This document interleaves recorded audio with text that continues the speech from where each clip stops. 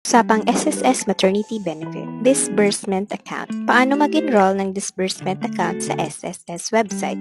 I-type ang sss.gov.ph at mag-login gamit ang user ID at password. Sa website, piliin ang Disbursement Account Enrollment Module. I-click ang may arrow at proceed. Dito pipili ka kung bank or e-wallet ang gagamitin mo.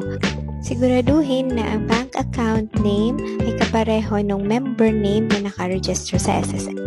Dito ay pipili ka naman ng bank provider na gusto mong gawing disbursement account. May mga list si SSS ng mga bangko at i-click mo na lang at pipili ka na lang. Pag nakapili ka na, ilalagay mo naman ang iyong bank account. After nun, ilalagay mo ang iyong mga supporting document.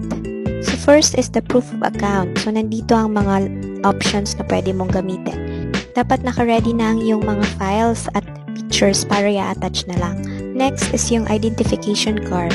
I-attach mo din dito ang iyong picture. Next ay ang iyong selfie kasama ang iyong ID at proof of account. Sundin lang ang guidelines na SSS. So dapat ang iyong selfie ay naka-chest level selfie holding the following proof of account and uploaded government ID. Ganito siya dapat, may hindi mataas, hindi din mababa. So next option is ang e-wallet. Ang e-wallet ay pwede lang gamitin sa mga benefits at hindi pwede sa loan. Meron din dito si SSS mga list ng mga e-wallet na pwede niyong piliin. So ang pinili ko dito ay GCash. So kung GCash ang iyong pipiliin, next step ay lalagay mo ang iyong GCash mobile number. So same pa din kung anong nilagay natin sa bank, lalagay natin ang proof of account. Ito ay lalagay mo ang screenshot ng iyong mobile app ng GCash. Ready na lang ang screenshot, ganito, at i-upload mo din siya katulad ng ginawa natin kanina. At next, same pa din yung government issued ID. At next, ang iyong selfie.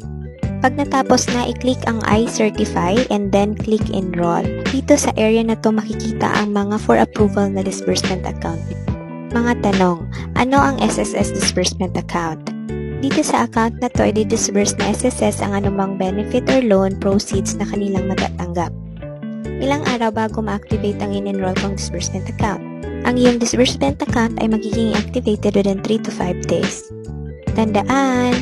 Siguraduhin tama ang detalye ng in-enroll ninyong disbursement account para maiwasan na maibalik at hindi ma-enroll na SSS ang iyong benepisyo o loan.